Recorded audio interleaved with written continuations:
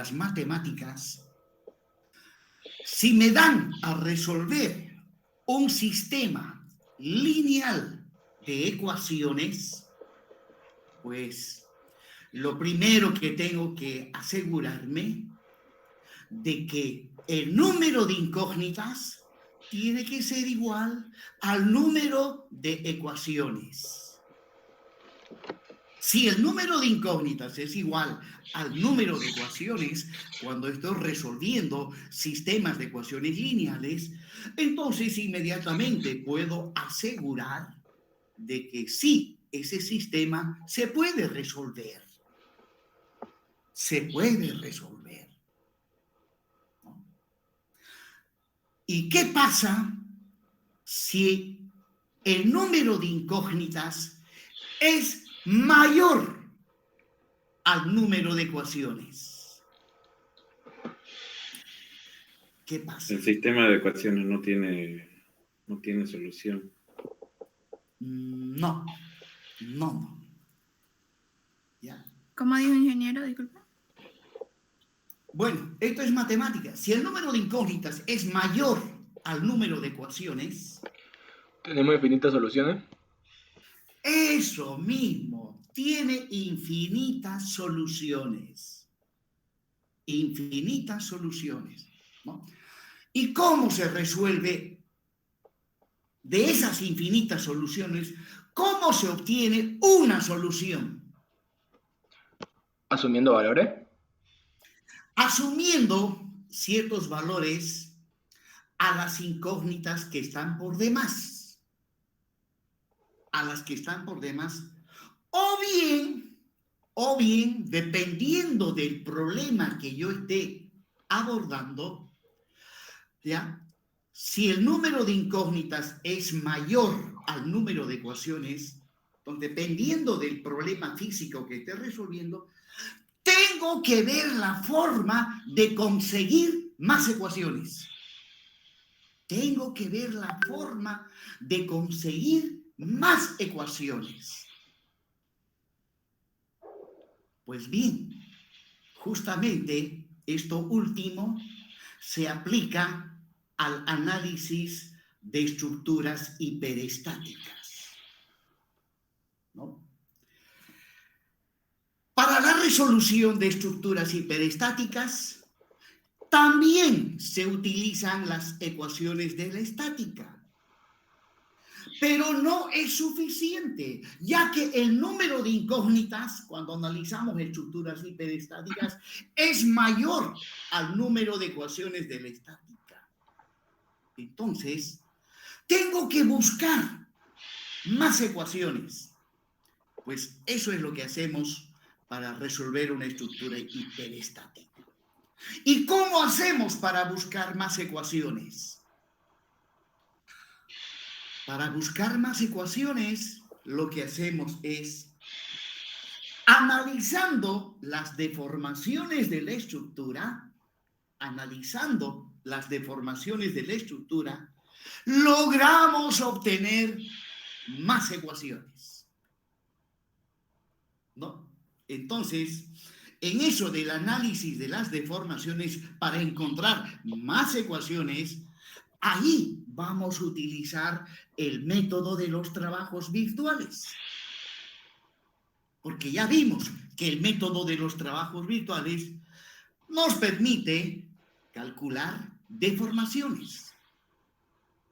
Bueno, eso como una pequeña charla preliminar del tema que damos inicio el día de hoy, 22 de noviembre. Bien, jóvenes, entonces empezamos la clase.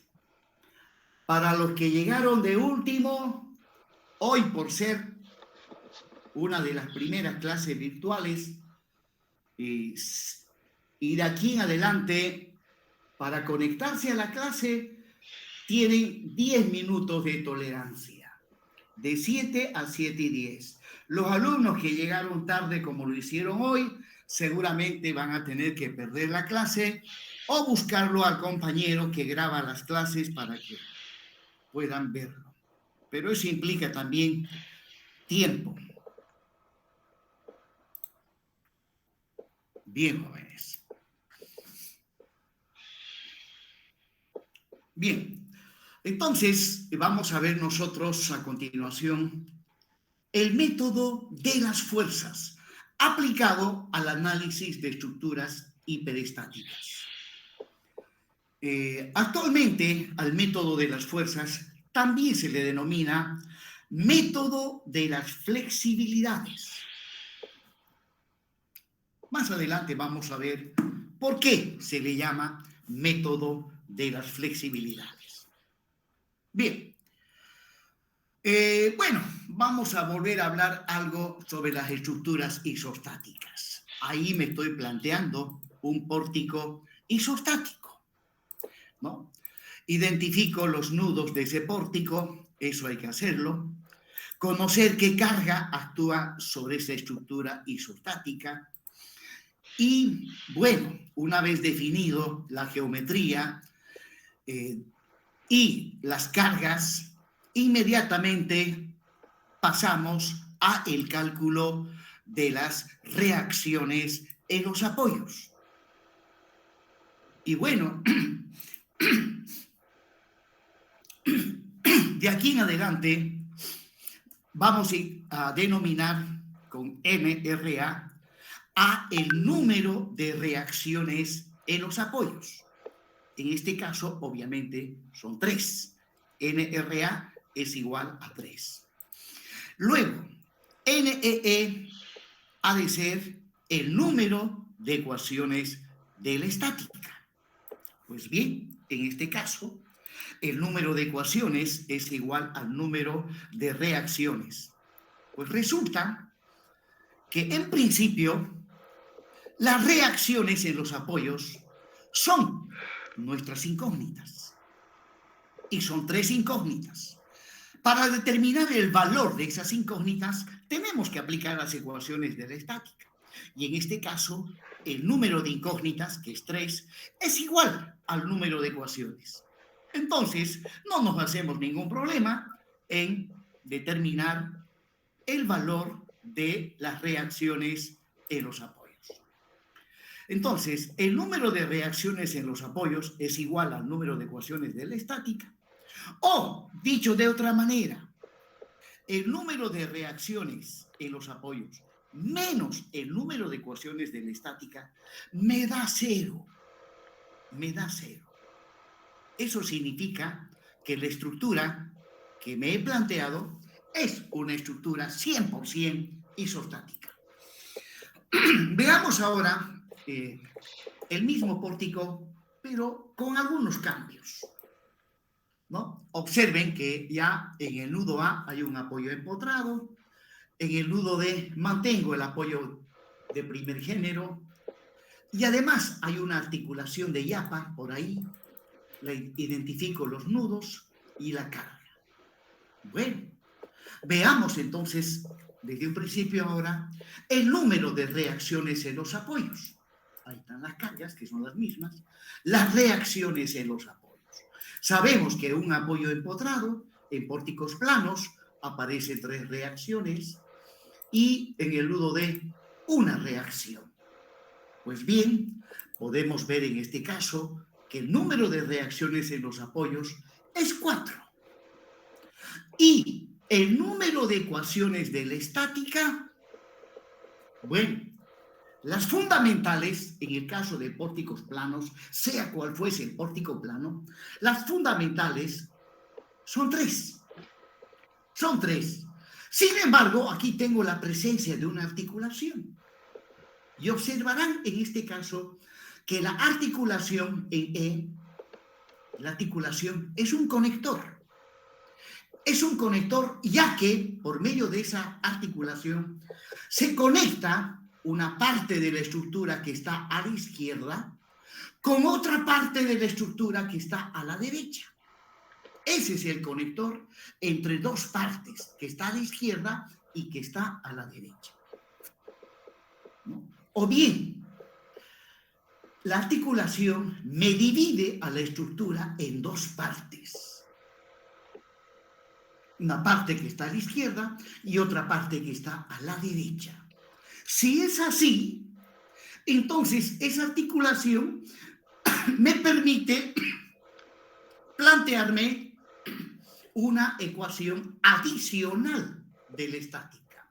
Por lo tanto, si 3 eran las fundamentales, más esta, debido a la articulación, el número de ecuaciones de la estática es 4. Bueno, resulta que en este caso, el número de reacciones en los apoyos es igual al número de ecuaciones de la estática, o bien dicho de otra manera, la diferencia del número de reacciones en los apoyos menos el número de ecuaciones en la estática es 0. Esto significa que la estructura planteada también es una estructura isostática. Ahora, generalmente, si el número de reacciones en los apoyos es menor al número de ecuaciones de la estática, entonces se trata de una estructura hipostática.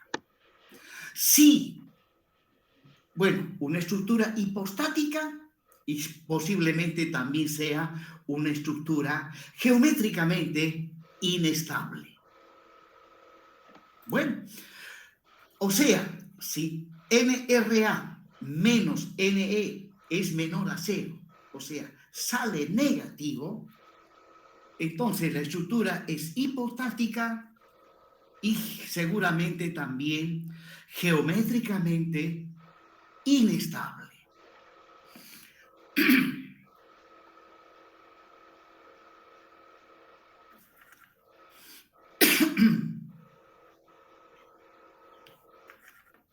Bueno, nadie me pregunta, ingeniero, por favor, ¿será que podría explicar qué diferencia hay entre una estructura hipostática y otra que es geométricamente inestable?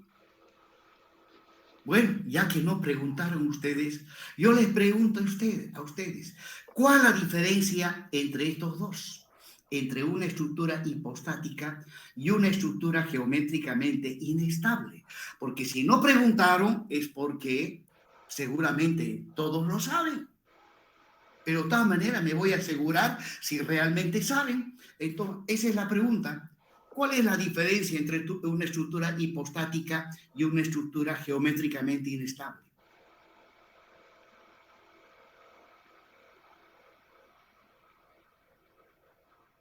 Bueno, nadie responde y me extraña que no hayan ustedes preguntado. Les comento lo siguiente, como profesor, cuando preguntan, eso me incentiva a querer enseñar más. ¿Ya? En cambio, hay personas que cuando les preguntan, se enojan. A mí me sucedió eso en mi época de estudiante. Preguntaba y más bien el señor se enojaba. Bueno, a veces también era muy preguntón, pero aún así, ¿no? La única forma de aprender es preguntando. No, bueno, no digo la única, pero es una de las maneras de aprender, preguntar y preguntar. Pues le comento que yo no me enojo, jóvenes, por si acaso, más bien al contrario, a los que preguntan les regalo puntos. Les regalo puntos. Ingeniero. Jóvenes, esto que pregunté van a disculpar, tarea para la casa, para el próximo martes, ¿ya? Aquí tengo la lista de estudiantes, se lo voy a mostrar. Entonces, Ingeniero. al azar voy a elegir si es hipostático y geométricamente inestable, lo estoy dando como tarea para la casa. ¿Ya? Voy a preguntar al azar, qué sé yo, de repente lo agarro, Melgar Saucedo, a ver, ¿cuál es lo que investigó sobre el tema que les di tarea para la casa? No responde, pues le pondré un cedito, responde, de acuerdo a lo que responda, le doy su puntaje. Ingeniero. Sí, adelante, le escucho. La estructura hipostática. Un momentico, parece que no me entendió. Ya no respondo.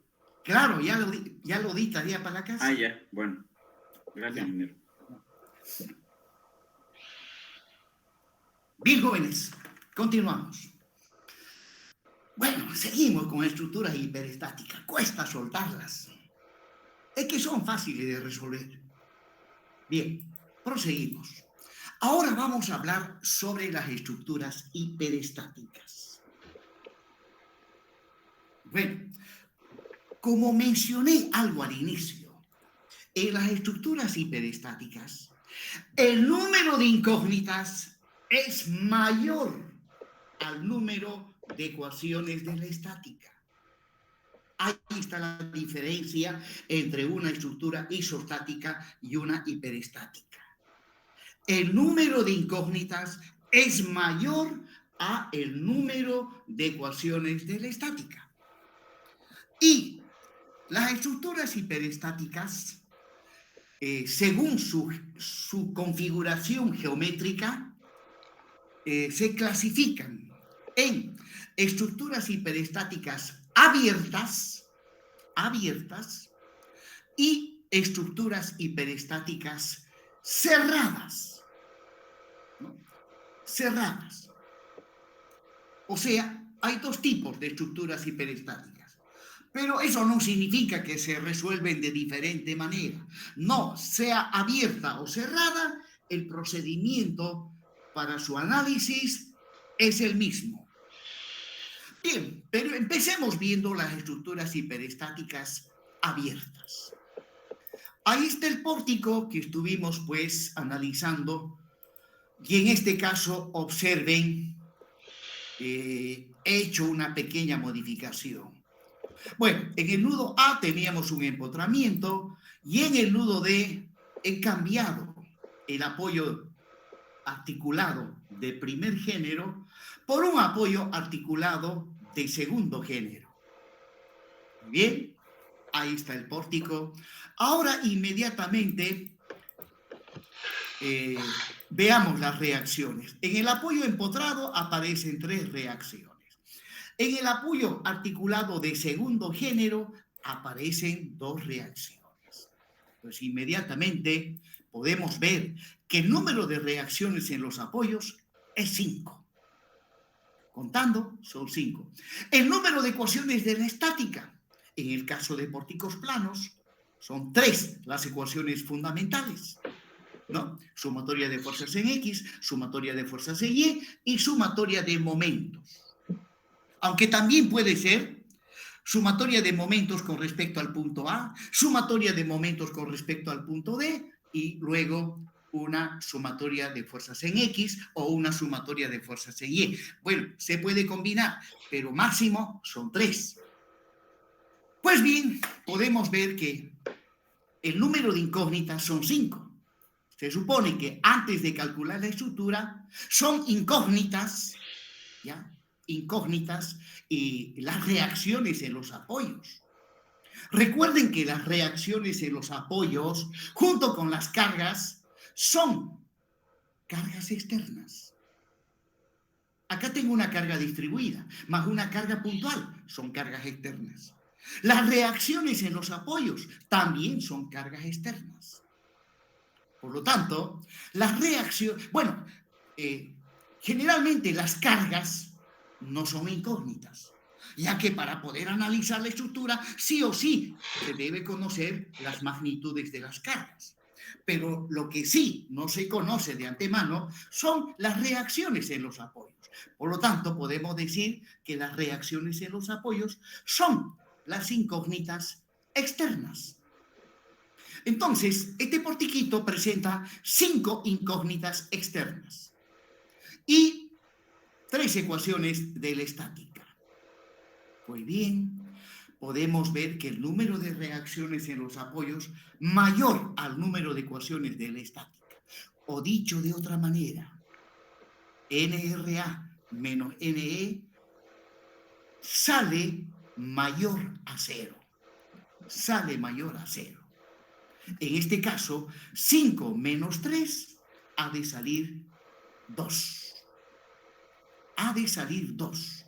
Por lo tanto, de las 5 incógnitas externas, 2 son las incógnitas que matemáticamente hablando se las denomina las incógnitas redundantes, o sea, que están por demás, las incógnitas redundantes. Bueno, a esas dos que están por demás, en estructuras, en el análisis de estructuras, se las llama también incógnitas redundantes o también se las denomina incógnitas hiperestáticas externas.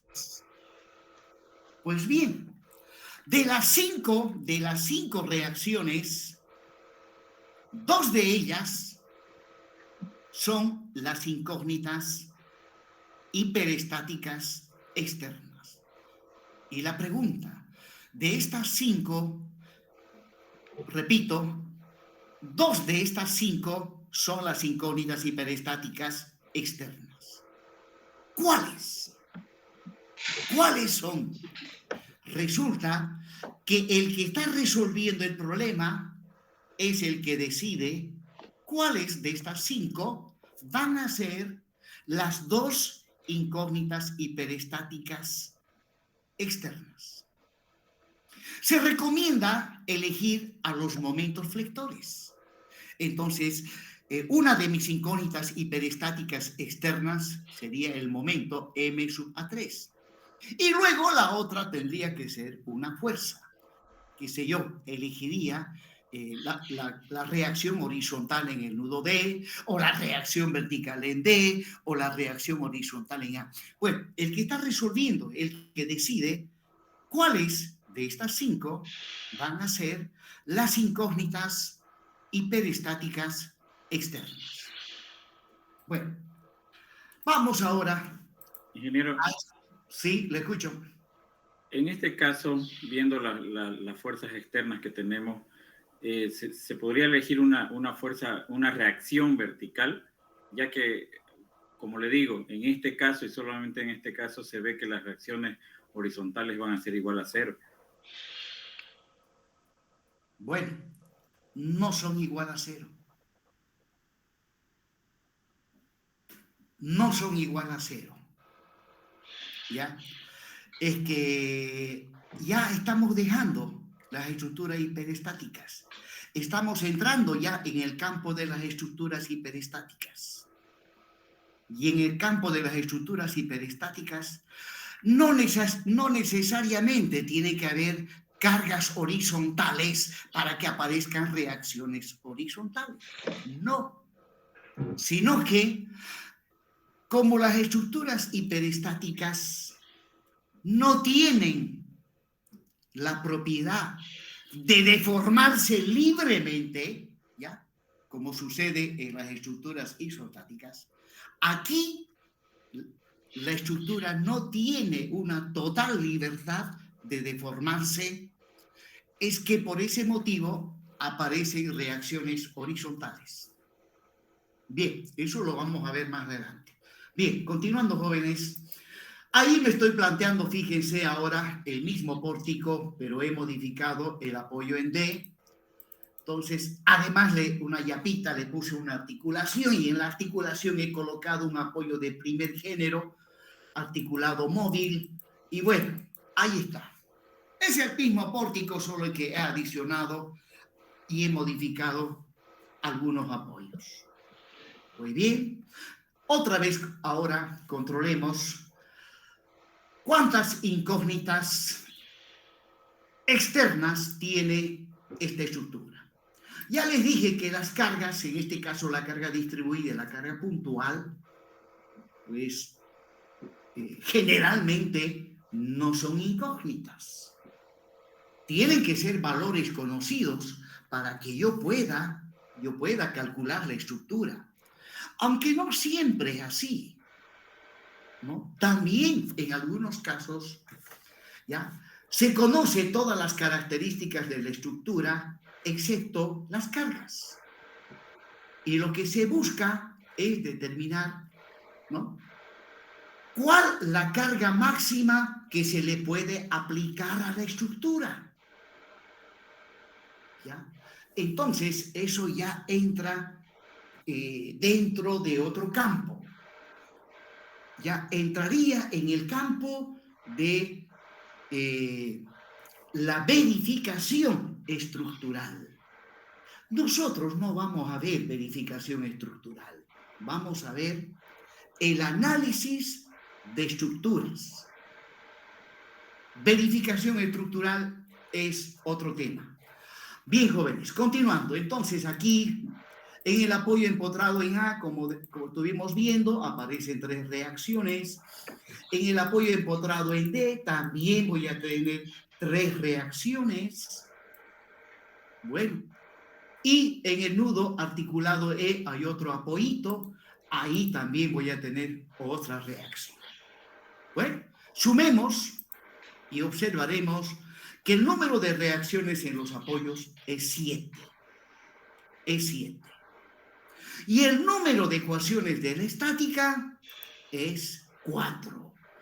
3 que son las fundamentales, y gracias a este conector que me divide en 2 partes la estructura, una parte que está a la izquierda y otra parte que está a la derecha. O sea, esta articulación es un conector, es un punto que me conecta una chapa que está a la izquierda con otra chapa que está a la derecha. Bueno,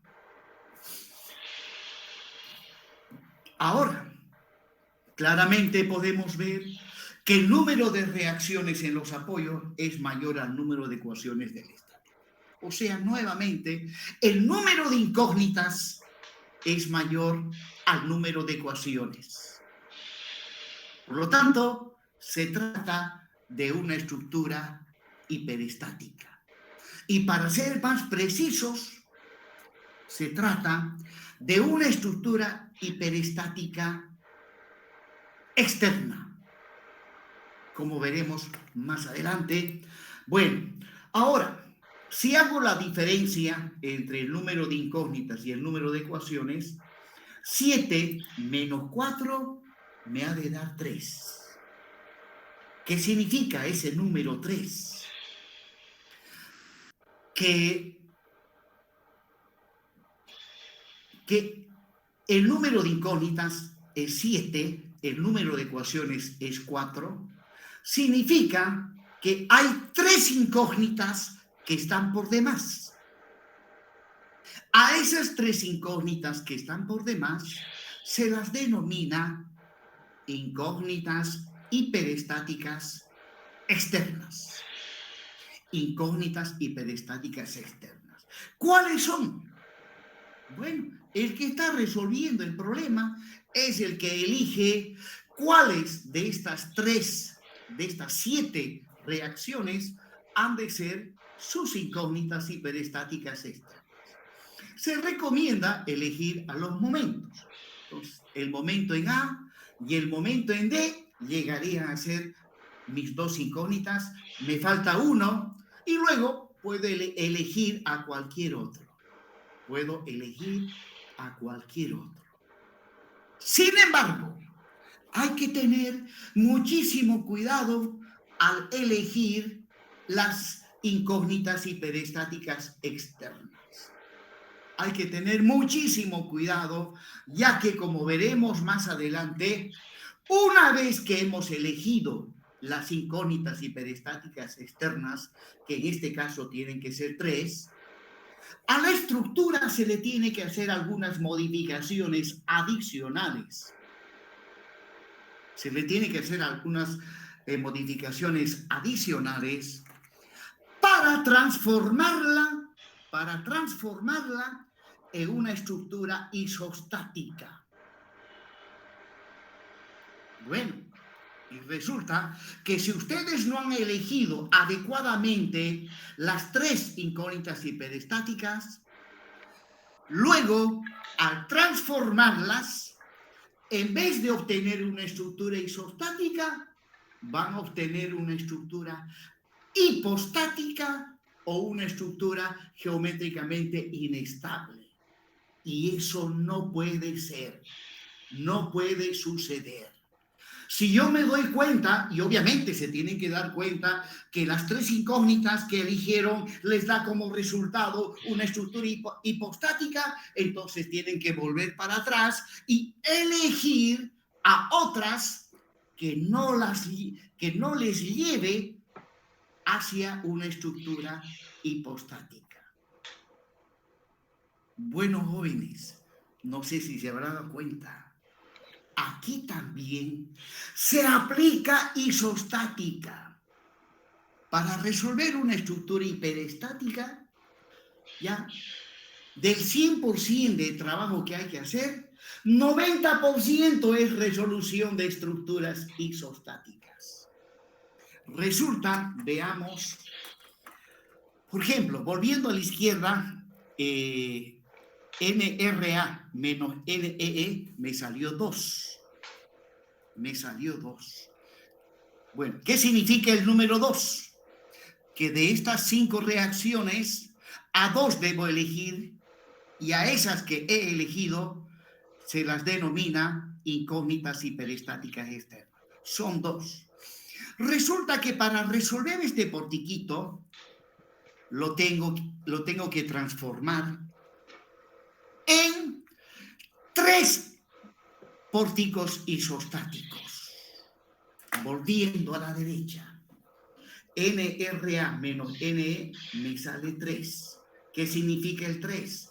Que de estas 7 reacciones, 3 tienen que ser elegidas como las incógnitas hiperestáticas externas. Y también significa que para resolver este portiquito hiperestático, tengo que resolver 3 más 1 es 4. 4 pórticos isostáticos tengo que resolver. Y en el lado izquierdo, 2 más 1, 3. Para resolver este pórtico hiperestático, tengo que resolver 3 pórticos isostáticos. O sea, al final de cuentas, todo es isostática. De ahí que el primer día de clase les dije, repasen isostática, repasen. E inclusive algunos no solamente tendrían que repasar, sino estudiar por su cuenta, porque lamentablemente muchos factores, y principalmente el COVID y las clases virtuales, han perjudicado los conocimientos que tendrían que tener a estas alturas para vencer hiperestática sin ningún problema. Por eso es que siempre digo, el que sabe isostática ya lo tiene por aprobado hiperestática. La clave es allí, isostática. Bien, jóvenes. Ahora resulta que, pues, para cada estructura hiperestática podemos calcular esto que se llama el grado hiperestático externo. El grado. Bien, el grado hiperestático externo, que le vamos a identificar con GH, grado hiperestático externo, es igual al número de reacciones en los apoyos menos el número de ecuaciones de la estática. Por lo tanto, yo puedo decir que para el pórtico que les estoy mostrando a la izquierda, el grado hiperestático externo es 2. Para el pórtico que está a la derecha, su grado hiperestático externo es 3. Por lo tanto, comparando ambos pórticos, el de la derecha es más hiperestático que el de la izquierda. Y bueno, desde el punto de vista de la estabilidad de una estructura, ¿cuál será mejor? ¿El de la izquierda o el de la derecha?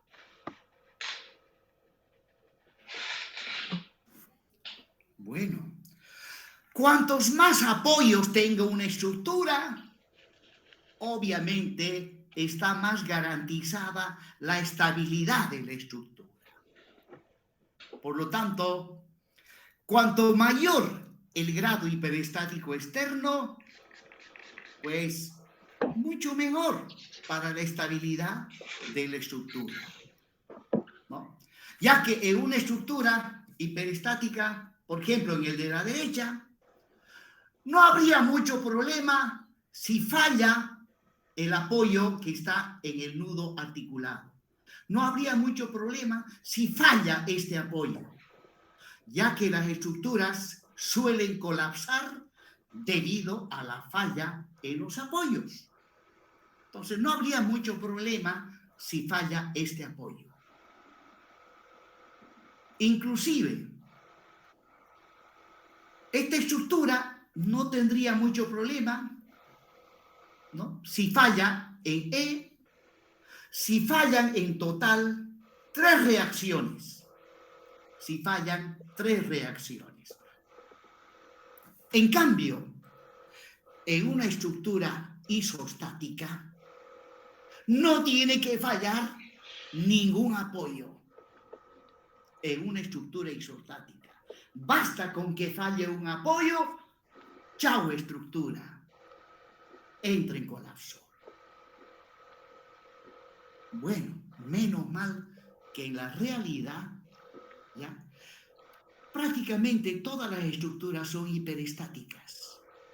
En la realidad no hay estructuras isostáticas. Bueno, qué bien, tenemos que alegrarnos, porque las estructuras isostáticas, ¿no?, basta con que falle un apoyo, entra en colapso.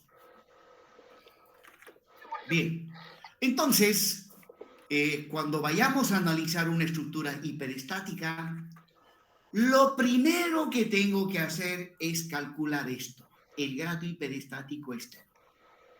El de la izquierda es 2 y el de la derecha es 3.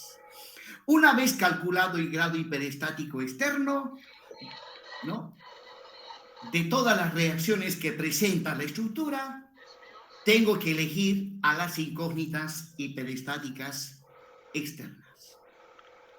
Y algo que también lo tengo que decir en este momento. Cuando estén calculando el grado hiperestático externo, aquí está prohibido equivocarse. Está prohibido. Si aquí se equivocan, ya el resto no tiene validez. Van a analizar una estructura que nada tiene que ver ya con la estructura planteada. Bien, jóvenes. Entonces, el de la derecha tiene un grado, el de la izquierda un grado hiperestático externo de 2, el de la izquierda un grado hiperestático de 3. Proseguimos.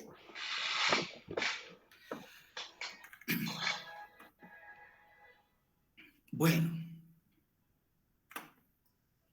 observo también que nadie me pregunta, ingeniero, ¿por qué dice estructura hiperestática abierta? Usted dijo que también hay cerradas. ¿Cuál es la diferencia? ¿Cuál es la diferencia? Bueno, se denominan estructuras abiertas, ¿ya?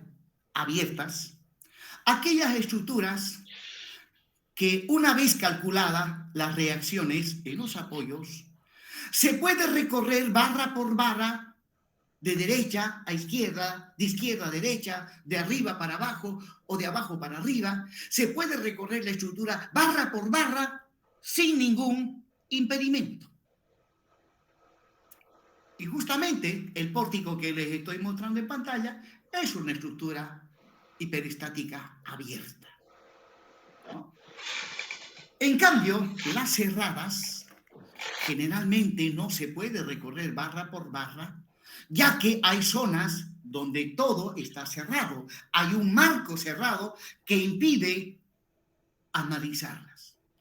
Pero ustedes saben que para todo hay solución en la vida, menos para la muerte. Ya veremos cómo se analizan las estructuras hiperestáticas cerradas. Por ahora empezamos con las abiertas. Bien, El grado hiperestático externo, número de reacciones en los apoyos, que son 5, ecuaciones de la estática estrés, es 2 en este caso, ¿no? O sea, voy a tener 2 incógnitas hiperestáticas externas. De estas 5 reacciones, a 2 de ellas tengo que elegir como mis incógnitas hiperestáticas externas. ¿Cuáles? Pues bien, veamos ahora.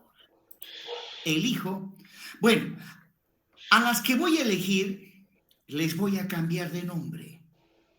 Como van a ser incógnitas, entonces utilizo la letra X. Recuerden que en matemáticas X es una variable, es una incógnita. Bueno, continuando con la nomenclatura que se utiliza en matemáticas, entonces a la primera incógnita que aún no lo he elegido le voy a llamar X1 y a la segunda que también no lo he elegido le voy a llamar X2. Bueno, ya les dije que conviene elegir a los momentos. Pues bien, en este caso, ¿ya? Elijo como incógnita hiperestática externa A, el momento, a M, le voy a llamar X1. Y luego a la reacción horizontal en 2, y le voy a llamar X2. Por lo tanto, replanteo el pórtico. No, este es el otro portiquito, el otro donde el grado hiperestático externo era 3. Entonces, en este caso, voy a tener 3 incógnitas hiperestáticas externas. De estas 7 reacciones, a 3 de ellas las tengo que elegir como mis incógnitas hiperestáticas externas y obviamente les voy a cambiar el nombre a la primera X1, a la segunda X2 y a la tercera X3. ¿Cuál la primera? Bueno, elijo como incógnitas hiperestáticas, bueno, elegiría el momento. Bueno, en este caso no. He empezado eligiendo a la reacción en el nudo E. En el nudo E, a esta reacción vertical lo estoy eligiendo como mi primera incógnita hiperestática. A el momento en el nudo D y a la reacción vertical en el nudo A. O sea, de este emplotamiento a esta reacción vertical lo he elegido como mi incógnita hiperestática. Mira, disculpe una pregunta. Sí, Además, además de, de los momentos, ¿hay algún otro criterio para elegir a las incógnitas que vamos a tomar en cuenta como externas? bueno, en realidad no es un criterio. Esto no es ningún criterio, sino que se recomienda elegir a los momentos. En este caso, de haber hecho una elección apropiada, X1 debería haber sido el momento A3, X2 el momento MD3 y el X3 cualquier otra fuerza, ¿no? Siempre los momentos. Aquí no respeté la regla, pero siempre los momentos. Bueno, no es un criterio, sino que simplemente una recomendación para que luego más adelante, cuando vayamos a resolver unas integrales, ¿no? Cuando aplicamos el método de los trabajos virtuales, se resuelven integrales. Pues el argumento de las integrales sea una función bastante sencilla de integrar. O sea, si es una ecuación polinómica, pues que sea de primer grado y no tenga muchos términos. Solamente por ese motivo, por la finalidad de que más adelante los cálculos numéricos sean más sencillos de resolverlos. Y eso se consigue eligiendo a los momentos como las incógnitas hiperestáticas externas. Bien, jóvenes, proseguimos. Nuevamente ahí está el pórtico con las incógnitas que había elegido. Y ahora, bien, ahí está la reacción RA1, la reacción RA2 y el momento. El momento, pues ahora al momento le llamo X1. Vamos a la otra. A esta la elegí también como incógnita hiperestática y la llamo X2. Y luego ya vienen las otras que no han sido elegidas. Lo mismo acá, ese es X1, luego viene, ese es el X3, y luego ahí viene, disculpen, ahí viene el X2, ¿no? Bueno,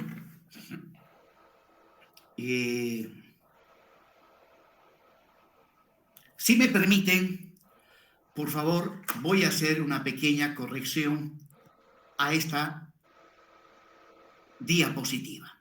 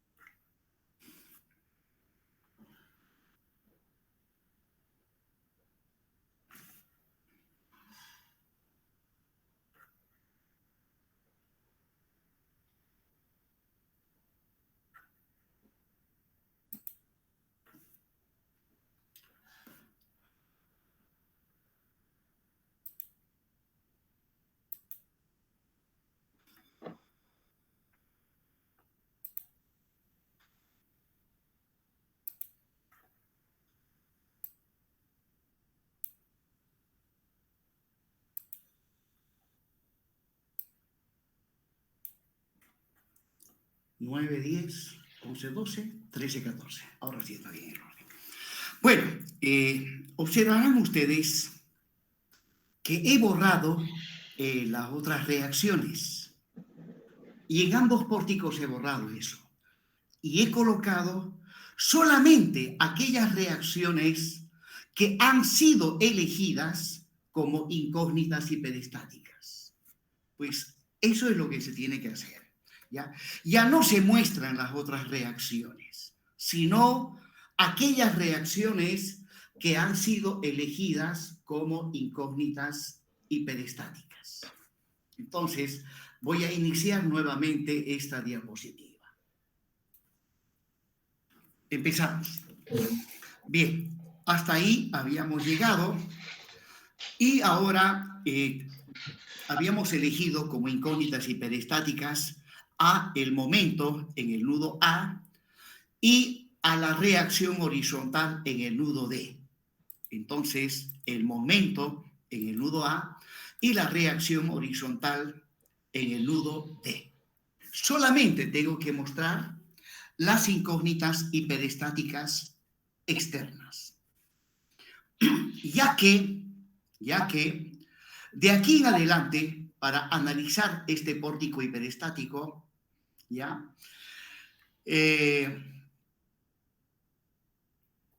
X1 y X2 se las va a considerar como si fuesen cargas externas propiamente dichas. O sea, de aquí en adelante, a X1 y a X2, aunque son reacciones en los apoyos, pero no las vamos a considerar como reacción propiamente dicho, sino como cargas. Cargas que deforman a la estructura.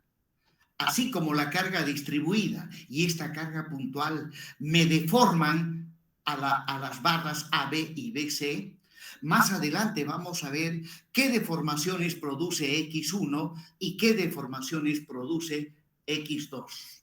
Lo mismo en el caso del otro pórtico, ¿ya? Una vez seleccionado las incógnitas hiperestáticas, ya dibujo el pórtico planteado, pero ya no mostramos todas las reacciones, sino aquellas reacciones que han sido elegidas como incógnitas hiperestáticas externas. Bien, ahora hablemos de las estructuras hiperestáticas cerradas. Bueno, en la vida real, la mayoría de las estructuras hiperestáticas, la mayoría son cerradas. Pues veamos, ahí tengo el pórtico, observen la configuración de este pórtico, identifico los nudos, ahí están las cargas. Y listo. Pues bien, observen que sí, una vez calculadas las reacciones en los apoyos, el siguiente paso consiste en analizar barra por barra la estructura. Pues en este caso, no habría ningún inconveniente en analizar la barra AB, es una barra en volado, la barra CD, que también es una barra en volado. También no habría ningún inconveniente si ya tengo las reacciones en el nudo G, no habría inconveniente en analizar la barra GE, de manera similar la barra HF. Pero luego, aquí hay un marco cerrado, donde, ¿cuál sería la siguiente barra a agarrar? De manera que la pueda aislar. Imposible. La barra en volado AB la puedo aislar y analizarla. Lo mismo la barra CD, la aíslo como una barra libre en un extremo y empotrado en su extremo izquierdo. Lo mismo la barra GE y HF se la puede analizar. Pero luego, aquí hay un panel que está cerrado. No, hay un impedimento para poder analizar las barras que forman este marco cerrado. Bueno, entonces, ahí están las reacciones en los apoyos e inmediatamente calculemos el grado hiperestático externo. Es número de reacciones en los apoyos menos el número de ecuaciones de la estática. Tengo 3 reacciones y para pórtico plano 3 son las ecuaciones fundamentales. Por lo tanto, el grado hiperestático es 0. ¿Qué significa esto? Que el pórtico es isostático. Para ser más exacto, el pórtico planteado es externamente isostático. Externamente es isostático. Ya que tengo 3 incógnitas, tengo 3 ecuaciones, no habría ningún impedimento en calcular estas reacciones. Pero luego, cuando pasamos a analizar barra por barra, aquí hay un marco que está cerrado y bueno, hay un impedimento para poder analizar a las barras que forman este marco. Pues bien, tenemos que hacer lo siguiente. Ahí está el pórtico. Y cuando se tiene estructuras o pórticos cerrados, la única solución consiste en abrir. Hay que abrir la parte o las partes que están cerradas. Y para abrir hay que hacer un corte, ¿no? Un corte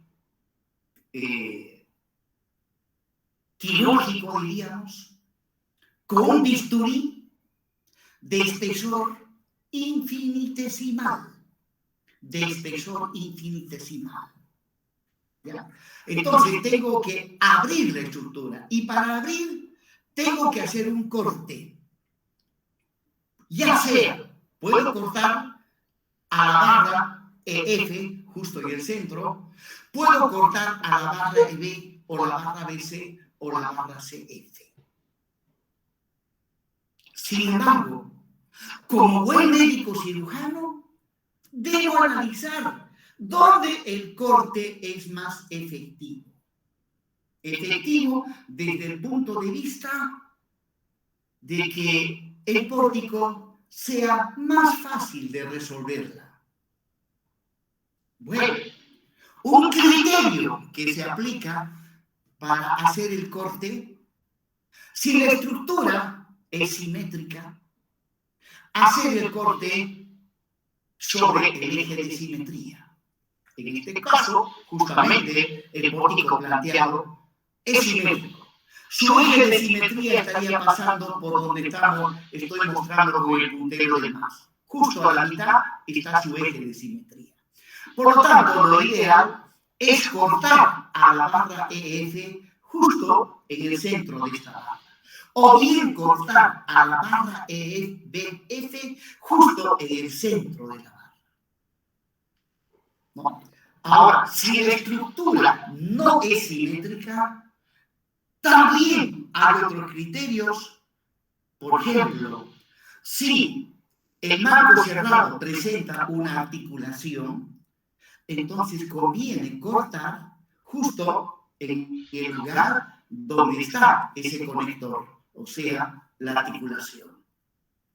Bueno, en este caso, ya.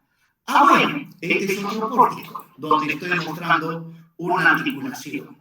O sea, voy a analizar dos pórticos con algunas pequeñas diferencias al mismo tiempo. Ahí está. Ahí tengo las reacciones en los apoyos.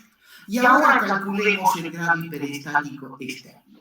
Que ya saben ustedes que es igual al número de reacciones en los apoyos menos el número de ecuaciones de la estática.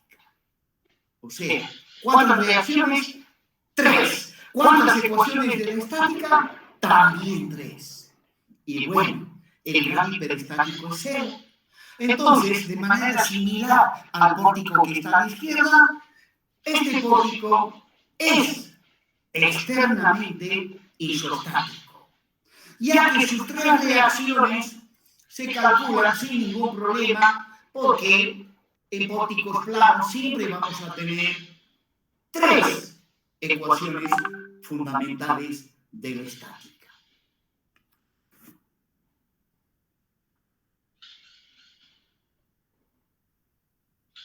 Bien, jóvenes. Entonces, ambos sí son pórticos cerrados. Ambos son pórticos cerrados. Continuamos con el primero y el segundo. Ambos son pórticos externamente isostáticos. Miren, ahí, hablando dije que hay que abrir la parte que está cerrada, y para abrir hay que hacer un corte. Por ejemplo, cerca del nudo B y sobre la barra BC, podría aplicar un corte. Cortar y dividir la barra BC en 2 partes. También podría hacer un corte cerca del nudo C, o bien podría cortar ahí, en fin. El que está resolviendo el problema es el que decide dónde ha de realizar el corte. Sin embargo, le dije, cuando la estructura es simétrica, conviene elegir sobre el eje de simetría.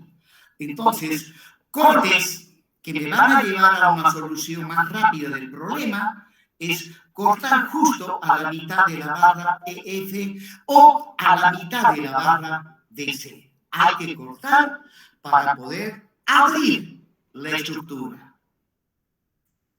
Bueno, lo mismo en el pórtico de la derecha, puedo hacer cortes en diferentes lugares.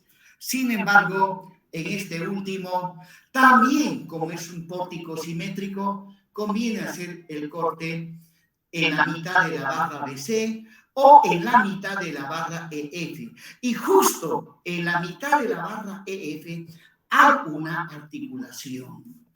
Pues bien, resulta que puedo cortar justo a la mitad de la barra BC o a la mitad de la barra EF. Lo mismo a la izquierda. Puedo cortar a la mitad de la barra BC o a la mitad de la barra EF. Ahora, de estos cortes que están sobre el eje de simetría, ¿cuál será más conveniente? ¿El de arriba o el de abajo? Pues resulta que para este pórtico cualquiera de los dos da lo mismo, pero a la derecha no da lo mismo hacer el corte a la mitad de la barra BC o hacer el corte a la mitad de la barra EF. En este caso, conviene hacer el corte donde está la articulación. ¿Por qué? Porque en una articulación no hay momento. No hay momento. Bien, proseguimos. Miren, para el primer pórtico he decidido hacer el corte justo a la mitad de la barra EF. Recuerden que en este primer pórtico no hay articulación a la mitad de la barra EF. No hay articulación.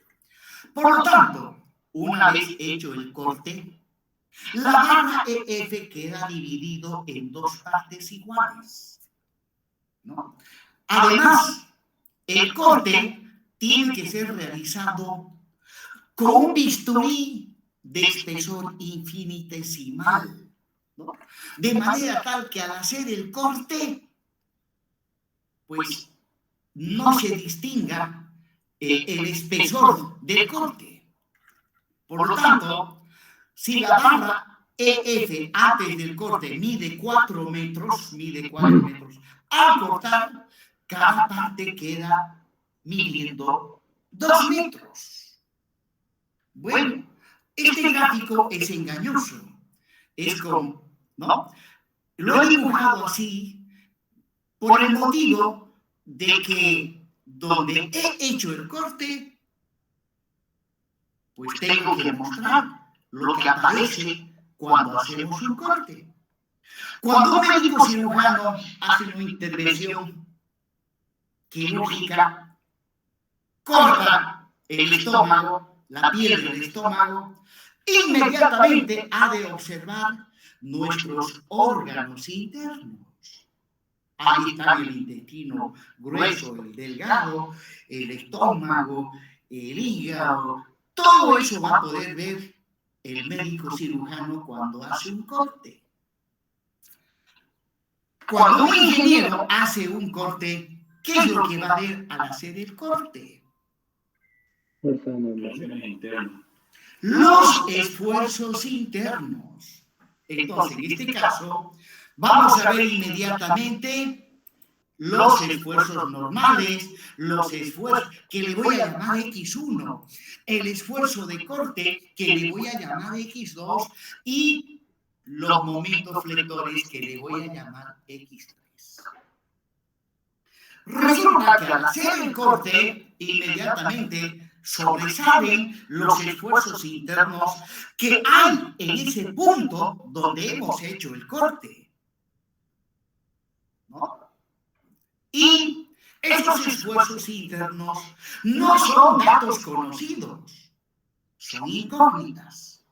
Por eso los estoy identificando. Al normal le he llamado X1, al cortante le he llamado X2 y al momento le he llamado X3. ¿Ya?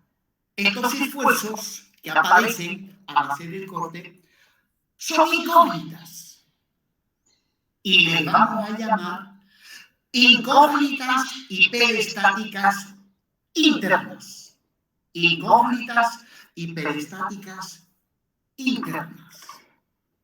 Bueno, y obviamente siempre van en pares, ¿no? Esto es resultado de la aplicación de la tercera ley de Newton. De la tercera ley de Newton, ¿no? Cuando una parte entra en contacto con otra parte, ¿no? Acá a la izquierda tengo una parte, a la derecha tengo una parte. Si los vuelvo a juntar, al entrar en contacto, el uno le aplica una acción al otro y el otro inmediatamente reacciona con otra acción de igual magnitud, pero de sentido contrario. Esa es la tercera ley de Newton. Y bueno, Al entrar en contacto, no solamente aparecen una sola acción, aparecen, en este caso, 3 acciones internas. Bueno, se les llama incógnitas hiperestáticas internas.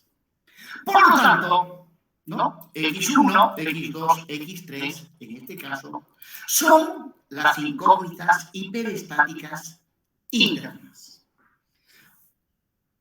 O dicho de otra manera, el grado hiperestático interno es igual a 3. El grado hiperestático interno es igual a 3. Proseguimos. Ahí está el otro pórtico donde ustedes recordarán. Bueno, en este pórtico he hecho el corte en la articulación. Ya les dije que los cortes preferentemente se deben realizar sobre el eje de simetría. Y en este caso he elegido realizar el corte donde había una articulación. Pues bien, al hacer el corte, la barra EF queda dividido en 2 partes. E inmediatamente se observan los esfuerzos internos. Ahí voy a tener como esfuerzos internos el normal, que le llamo X1, el esfuerzo de corte, que le voy a llamar X2, y no hay momento. Obviamente, en una articulación no hay momento. Por lo tanto, en este caso, voy a tener solamente 2 incógnitas hiperestáticas internas. O en otras palabras, el grado hiperestático interno es 2. Aquí voy a tener solamente 2 incógnitas. En cambio, a la izquierda, 3 incógnitas. Obviamente, esto lleva más tiempo de resolverla que esta otra que tiene menos incógnitas hiperestáticas internas. Bien. Ahora hablemos del grado hiperestático total. GHE es la simbología para representar el grado hiperestático total. GHE, recordarán ustedes, es el grado hiperestático externo. GHI, el grado hiperestático interno. Y bueno, el grado hiperestático total es simplemente la suma del grado hiperestático externo más el grado hiperestático interno. Y recuerden, si el grado hiperestático externo sale menor a 0, es una estructura hipostática y posiblemente también geométricamente inestable. Si el grado hiperestático externo es 0, la estructura es isostática. Y si es mayor a 0, si GHE es mayor a 0, se trata de una estructura hiperestática. Bueno, aquí tendría que adicionar que para que la estructura sea 100% hiperestática, el grado hiperestático total siempre debe ser mayor a 0. El grado hiperestático total siempre tiene que ser mayor a 0. Bueno, aquí una pequeña mala noticia. Estas condiciones que se aplican para saber en qué situación estoy, son condiciones que necesariamente debe cumplir la estructura, pero no son condiciones suficientes. ¿Ya? Son condiciones necesarias, pero no suficientes. ¿Qué significa esto último que acabo de decir? De repente alguien me puede explicar. ¿Que se necesitan más cosas? Bien. Por ahí va. Si hacemos cálculos matemáticos fríos, y me sale que es menor a 0, entonces diré pues la estructura es hipostática. Pero no siempre es así. No siempre. Ya que si sale menor a 0, inmediatamente tengo que ver qué cargas le llegan a la estructura, ya que para ciertas cargas las estructuras hipostáticas se comportan como si fuesen isostáticas. Lo mismo en el segundo caso, si me sale 0, algunos sale 0, uy, estructura isostática y pum, se ponen a calcular. No, señor. ¿No? A veces sale 0, pero resulta que la estructura no es isostática. Sale geométricamente inestable. ¿Y cómo sé que es o no geométrica inestable? Pues tengo que observar la configuración geométrica de la estructura y aplicar mis conocimientos de isostática. O sea, estas son condiciones necesarias, pero no suficientes. Entonces, y para saber y para estar plenamente seguro en qué situación estoy, hay que aplicar lo que ustedes han visto en isostática. Bien, jóvenes, con esto he concluido la primera parte correspondiente a el método de las fuerzas. Continuamos el próximo martes. Veamos a ver si pues hay solución al paro indefinido, ¿no? Al respecto, bueno, ya hemos concluido la clase, pueden dejar de grabar. Y la fecha de examen también ya lo hemos definido, es una fecha totalmente impostergable. Y